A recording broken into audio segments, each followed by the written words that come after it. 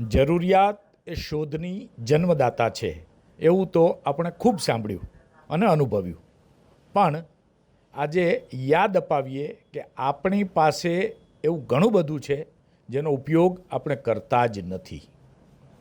યુદ્ધની વૈશ્વિક અસરને કારણે એલપીજી અને પીએનજીની અછત ઊભી થઈ ત્યારે લોકોએ બાટલા માટે લાઇનમાં લાગવું પડ્યું અને ખૂબ હેરાનગતિ વેઠવી પડી. ત્યારે યાદ આવી આપણી જૂની પદ્ધતિ, અને એ છે બાયોગેસ પ્લાન્ટ. એક પરિવારથી લઈ તમે ગમે એટલા પરિવાર હોય, આ બાયોગેસ પ્લાન્ટની એ તાકાત છે કે તમારું રસોડું કાયમ પ્રજ્વલિત રાખી શકે.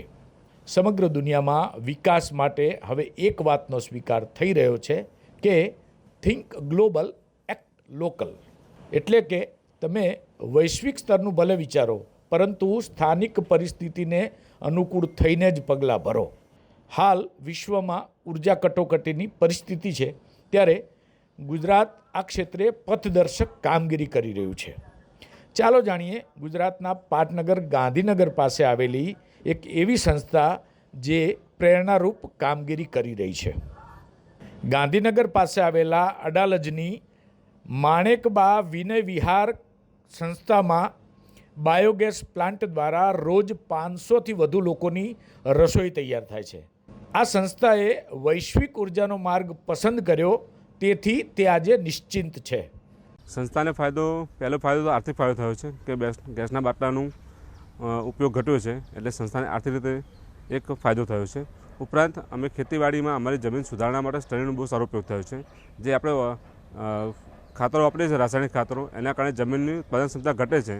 એના બદલે આનો ઉપયોગ કરવાથી અત્યારે અમારે જમીન પણ સુધરી છે અને પાક ઉત્પાદનમાં પણ ફેરફાર થયો છે. ગુજરાતમાં માણેકબાગ વિનય વિહારની જેમ અનેક સંસ્થા અને ઇન્સ્ટિટ્યૂટ સાથે કેટલાક તો પોતાના પરિવાર માટે પણ બાયોગેસ યોજના હેઠળ બાયોગેસ પ્લાન્ટ ચલાવે છે.